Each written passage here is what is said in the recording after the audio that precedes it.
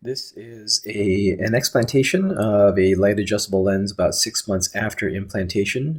There's some unique aspects of this case that I'll talk about later. I used a Sinskey just there to open up the original paracentesis, and we're going to place viscoat to form our anterior chamber right here. 6 months out from surgery, the initial wounds are still viable in terms of reusing them, so we're going to do so. We're going to use a Sinskey here to open up the original main wound as well. It was a well-created 3mm wound at the time, so we're going to reuse it, and we're getting in right here. So everything looks good so far. There is a significant amount of an anterior adhesion from the capsular bag to the optic, so we're going to try to break that with a Sinskey hook. I like to try to get about 3 clock hours of opening, and then through that we can get the rest. You can't visualize it, but there's a central dome that has appeared in the center of the lens here that's kind of abutting into the anterior chamber. So it's reduced our working space a little bit.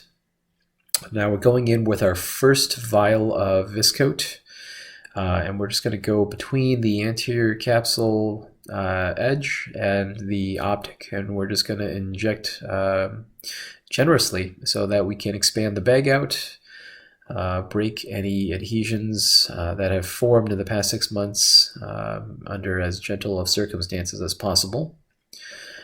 I'm going to go through the original 3 clock hours that we had opened up with a Sinskey earlier, and then we'll go and get the other 9 clock hours slowly but surely as we open up the rest of the bag here. You'll notice that I will also kind of gently tease around the optic a little bit just to see if we can free up the lens from its peripheral adhesions. And again, going around, making sure that we go 360-degree around all 12 clock hours. So this is the second viscoat cannula that we're going to be using, and with the second one I like to go underneath the optic in this case to balloon out the posterior aspect of the bag, just as well as we did for the anterior portion. Certainly a lot of the anterior portion went to the posterior aspect as well, but really deliberately trying to get behind the optic in this case. And also with this visco cannula, we're going to go into the periphery and we're going to target the haptics. We're going to go in the exact location where the haptics are, and we're going to try to break some of those invisible fibrosed areas that we just can't see off in the periphery here. We'll be very generous with the amount that we give into the eye, and of course we're going to move the optic around again. I'm going to go in with a Kugelin and I'm going to target the distal haptic and see if we can start to shift it around, see if we freed it up enough. I will say that with a little bit of gentle nudging here, I feel like it's not 100% freed up, so we're going to see how the proximal haptic is.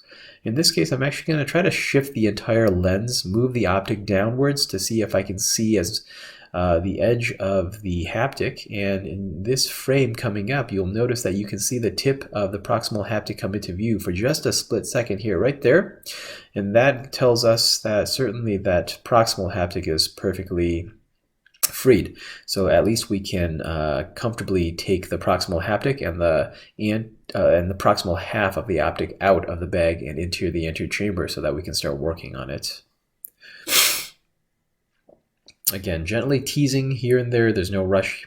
Trying to slowly, gently break all of the adhesions, reduce any chance that we're going to create a zonular dialysis by moving things around too much with the capsular bag attached. I'm going to pull on that proximal haptic really gently with the Kugelin hook and try to get that into the anterior chamber, which we did right there. And now we're going in with MST forceps and some scissors here. We're just going to try to bisect this lens. First of all, we're going to get a nice firm grasp, but it's an incredibly slippery lens. The silicone lenses are really, really slippery. And then we're going to go ahead and bisect. And with the first cut, I will tell you I did not feel it. It did not have any of that rigidity. And then with that second cut, again, didn't feel the actual cut. It is an incredibly, incredibly friable lens. It feels like going through a really thin paper. It's actually very odd feeling, and it actually makes it hard to grasp the lens because it's so friable in nature. Because of this, I didn't want to manipulate the lens with half of it still in the bag. So in this case, I'm going to go back and I'm going to go try to get that distal haptic out of the bag now. And unfortunately still felt a little bit stuck, so I'm not going to fight it too much. I'm going to get the proximal haptic. I'm going to see if I can get the proximal haptic out of the main wound here. And as I'm pulling, I will pull it off. So it disappeared. It is off. It has been separated off the optic. And so now the proximal haptic is gone. And with it gone, I can pull the optic towards me a little bit more without the haptic jamming into the angle. So I'm going to, again, tease out that distal haptic a little bit. I do see that it's freeing up, and now it comes into the anterior chamber, so the whole thing is now in the AC. And now I can be a little less gentle with my manipulation of the lens, now that I know that everything is inside. We're going to protect that corneal endothelium with more Viscoat. There's a lot of Viscoat in the eye, and I've been repeatedly instilling Viscoat throughout the case.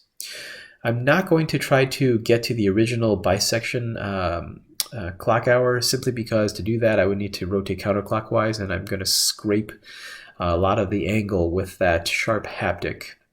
I don't like to do that with these 3 pieces. So we're just going to start and start cutting in a new area, and we're going to bisect the lens in this case, and then probably end up with 1 hemi and 2 quads, but that's okay. Again, incredibly friable, very slippery, very difficult to hold. We're getting halfway there, and we're going to go a little bit further to try to get a full bisection. One of the things that is hard to see right now, that you'll see a little bit later, is that every time I'm cutting, I'm freeing, or I'm creating rather, a bunch of little bits of this lens. It's just so friable in nature that slivers of it are coming off every time I'm making these cuts. And so we're going to have to go back and get those later. Now that we have these a hemi formed, we'll go ahead and see if we can get that first hemi out along with the distal haptic, and that comes out quite nicely here. And once the first hemi is out, we're going to go and try to get the second 2. The optic centrally is incredibly thick. Again, there seems like there was a change in the shape of the central part of the optic. It became dome shaped, so absolutely cannot grasp the central part because the jaws of the grasper simply don't open up that far.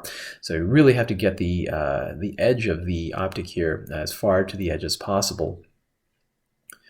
So we grabbed the hemi, half of it came out, but the other half, the other quad in this case, is still in. So we're going to adjust it. We're going to try to get to the edge of it instead of the center of it, try to grasp it again. Very slippery piece of lens here. We'll grasp the edge, and then we'll fully explant this. I'm going to go back, and we're going to use a little bit of viscoelastic, and I'm going to show you some of those little friable bits that came off. You can see some of them clearly here, but there are other ones that just didn't show up on the video as well. I ended up going back into the eye probably about 6 times to take out little pieces, and also flush some out with some viscoelastic to clear up everything in the anterior chamber.